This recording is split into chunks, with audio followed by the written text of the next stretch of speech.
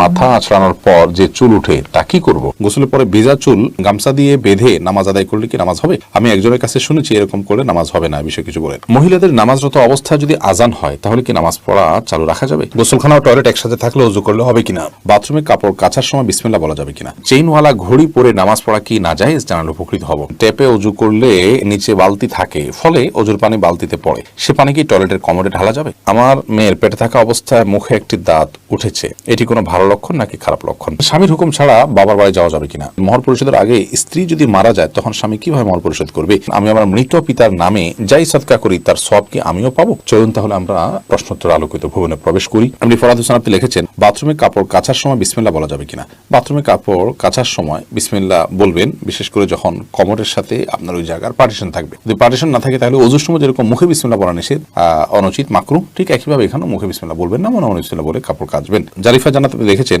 গোসলের পরে ভেজা চুল গামছা দিয়ে বেঁধে নামাজ আদায় করলে কি নামাজ হবে? আমি একজনের কাছে শুনেছি এরকম করলে নামাজ হবে না, বিষয়ে কিছু বলেন। না, এরকম করে নামাজ হবে না এমন কোনো কথা নেই। আপনি একজন নারী হিসেবে আপনার পুরো শরীর আপনাকে ঢেকে নামাজ পড়তে হবে, শুধুমাত্র মুখমণ্ডল এবং দুই হাতের কবজি আপনি খোলা রাখবেন, এর বাইরে অন্য কোনো শর্ত নেই। আপনি গামছা দিয়ে ঢাকেন বা গামছা দিয়ে বেঁধে তার উপর দিয়ে অন্য একটা কাপড় দিয়ে ঢাকেন, কোনো অসুবিধা নেই। এরপরে কাজী ফাতেমা আপনি লিখেছেন, মহিলাদের নামাজরত অবস্থায় যদি আজান হয় তাহলে কি নামাজ পড়া চালু রাখা যাবে? কোনো অসুবিধা নেই। আজান হলে নামাজ বন্ধ করে ফেলতে হবে কোনো কথা নেই। আপনি নামাজ পড়ছেন, ইতিমধ্যে আজান শুরু হয়ে গেছে, আজান মুয়াজ্জিন সাহেব দিতে থাকুক, এদিকে আপনার নামাজ আপনি কন্টিনিউ করতে থাকেন, কোনো সমস্যা নেই। এরপর জেসমিন আক্তার আপনি লিখেছেন, গোসলখানা ও টয়লেট একসাথে থাকলে ওযু করলে হবে কিনা? বাসা যদি গোসলখানা এবং টয়লেট একসাথে থাকে সেক্ষেত্রে ভেতরে ওযু করলে ওযু হয়ে যাবে, কিন্তু উত্তম হলো কমোড এবং টিপের মাঝে কোনো পার্টিশন না থাকলে, আড়াল না থাকলে সেক্ষেত্রে বাইরে ওযু করবেন, এটা হলো উত্তম। কিন্তু যদি ভিতরে ওযু করেন তাতে ওযু হয়ে যাবে, কোনো অসুবিধা নেই ইনশাআল্লাহ। সৈয়দ আবু হায়দার আপনি লিখেছেন, চেইনওয়ালা ঘড়ি পরে নামাজ পড়া কি নাজায়েজ? জানালে উপকৃত হব।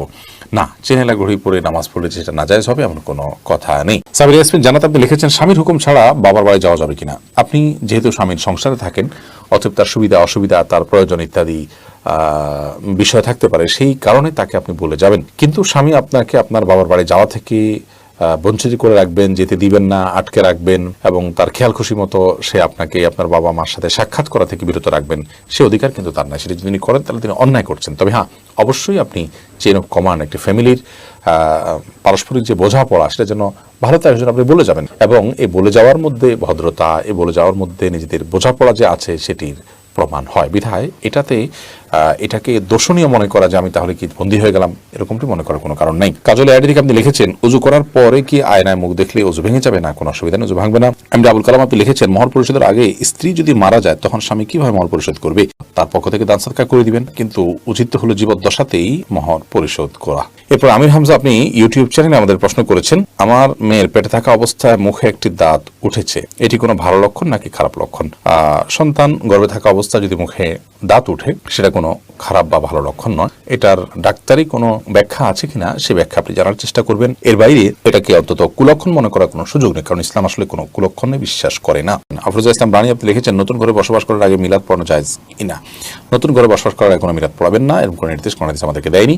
আপনি নতুন ঘরে ওঠার সময় বিসমিল্লাহ বলে আল্লাহর নাম নিয়ে উঠে যাবেন, এর জন্য আলাদা কোনো আনুষ্ঠানিকতা আপনাকে করতে হবে, কোনো বাধ্যবাধকতা নয়। হ্যাঁ, আশপাশের লোকজন বা এলাকার মানুষ কিংবা আত্মীয় স্বজনকে ডেকে আপনি দাওয়াত খাওয়াতে চান আপনার খুশি একটা উপলক্ষে, সেটা সম্পূর্ণ আপনার ব্যাপার, শরীয়তের কোনো বিশেষ নির্দেশ নাই। আর এর জন্য মিলাদের আয়োজন করতে হবে কোনো নির্দেশ ইসলাম আমাদেরকে করেনি। আইরিন সুলতানা মাহি আপনি লিখেছেন, ট্যাপে ওযু করলে নিচে বালতি থাকে, ফলে ওযুর পানি বালতিতে পড়ে, সে পানি কি টয়লেটের কমোডে ঢালা যাবে? কোনো অসুবিধা নেই, বরং ঢালাটাই উত্তম। বিশেষ করে কমোড পরিষ্কারের জন্য, টয়লেট পরিষ্কারের জন্য, বা কোনো গাছ ইত্যাদি থাকলে সেগুলোর গোড়ায় পানি দেওয়ার জন্য, যে কোনো কাজে আমরা এই পানিটা ব্যবহার করাই উচিত। কারণ ওযুর যে পানিটা, এই ব্যবহৃত পানিটা, এটা অন্য কাজে লাগানোটা কোরআন হাদিসের দৃষ্টিকোণ থেকে কোনো নিষিদ্ধ কিছু নয়, এটা নাপাক নয়। এটা আমরা হয়তো এটার মাধ্যমে পবিত্রতা অর্জন করতে পারবো না, কিন্তু অন্য যে কোনো কাজে আমরা ব্যবহার করতে পারবো। ধরুন কমোড পরিষ্কার করা কিংবা বাথরুমের ভেতরের অংশ পরিষ্কার করার জন্য পানি ঢালতে পারি, কোনো অসুবিধা নেই, কারণ এই পানিটা নাপাক নয়। এরপর নুসরাত মাহি আপনি লিখেছেন, আমি আমার মৃত পিতার নামে যাই সদকা করি তার সব কি আমিও পাবো? আপনার মৃত পিতার নামে যে সাদকা আপনি করবেন, আশা করা যায় আল্লাহ রাব্বুল আলামিন আপনাকেও এক্সট্রা হিসাবে তার সাদকার সওয়াব দিবেন। কারণ আপনি যেহেতু পরিশ্রম করেছেন, আপনি যেহেতু কষ্ট করেছেন, আল্লাহ রাব্বুল আলামিন সেজন্য আপনাকে বঞ্চিত করবেন না। কারণ আল্লাহ রাব্বুল আলামিন কাউকে তার পরিশ্রমকে পণ্ড বা ব্যর্থ হতে দেন না। যতক্ষণ পর্যন্ত সেটি আল্লাহ সন্তুষ্টের জন্য হবে এবং সঠিক নিয়মে হবে। আফিফ হাসান শুভ, আপনি লিখেছেন টাকাতে ছবি থাকে বুক পকেটে রেখে নামাজ পড়া যাবে কিনা? যাবে, কোনো অসুবিধা নেই, কারণ সেটা প্রদর্শিত হচ্ছে না, ভেতরে আছি। নয়নে আইডি থেকে আপনি লিখেছেন একসাথে অনেক মসজিদে আজান হলে কয়টি আজানের জবাব দিতে হবে? আপনি প্রথম যে আজানটি শুনছেন আপনার কানে এসছে সেই আজানটির জবাব আপনি দিবেন, এর পরেগুলো দেওয়া আপনার জন্য নির্দেশিত নয়। আনাস চৌধুরী আপনি লিখেছেন চোখ বন্ধ রেখে সালাত আদায় করা যাবে কি? এই বিষয়ে আমাদের একটা ভিডিও আছে, মেহরবানি করে সেটা দেখে নেবেন। চোখ বন্ধ রেখে সালাত আদায় করা যাবে অতিরিক্ত মনোযোগ সৃষ্টি করবার জন্য, কিন্তু এটাকে নিয়ম বানিয়ে নেওয়া সুন্নাহ নয়।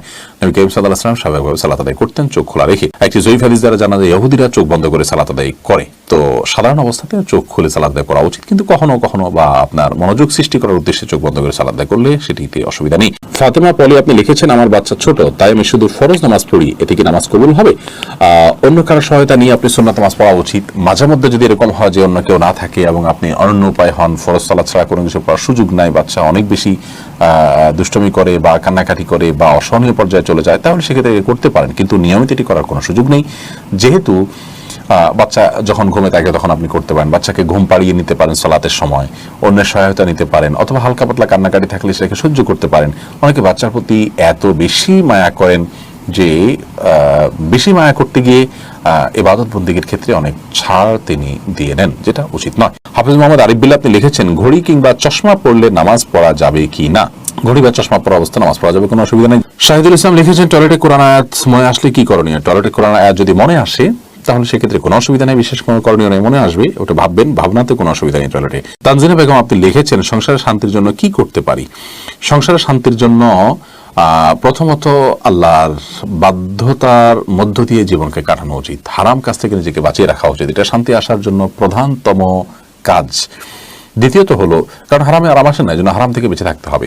দ্বিতীয়ত হলো সংসার শান্তি আনার জন্য সবর করতে হবে, ধৈর্য ধারণ করার মানসিকতা আনতে হবে, ছাড় দেওয়ার মতো মানসিকতা আনতে হবে। দুনিয়ায় সব নয় সেটি মাথায় রাখতে হবে। অতএব দুনিয়াতে বিভিন্ন সমস্যা, বিভিন্ন বিপদ, বিভিন্ন মুসিবত, এগুলোকে মেনে নেওয়ার মতো মানসিকতা এবং প্রবণতা আমাদের মধ্যে থাকা চাই। হোসাইন আপনি লিখেছেন চ্যাটিং এর সময় মিথ্যা কথা বললে কি গুনাহ হবে যদি মন থেকে না বলি?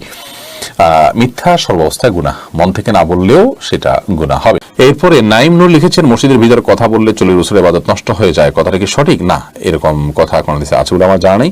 প্রয়োজনীয় কথা মসজিদের ভিতরে অবশ্যই বলা যাবে। নাজমা আক্তার লিখেছেন মাথা আঁচড়ানোর পর যে চুল উঠে তা কি করব?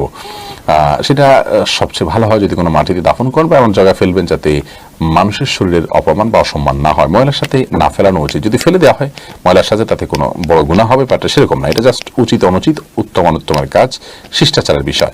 সৈকত খান লিখেছেন বিয়ের পরে কাবিনের টাকা কমানো যাবে কি? বিয়ের পর যদি স্বামী তার স্ত্রীর সাথে আলাপ আলোচনার মাধ্যমে আপনার মাফ নেন, কমানো তো আর যাবে না, যা ফিক্স হয়ে গেছে তা।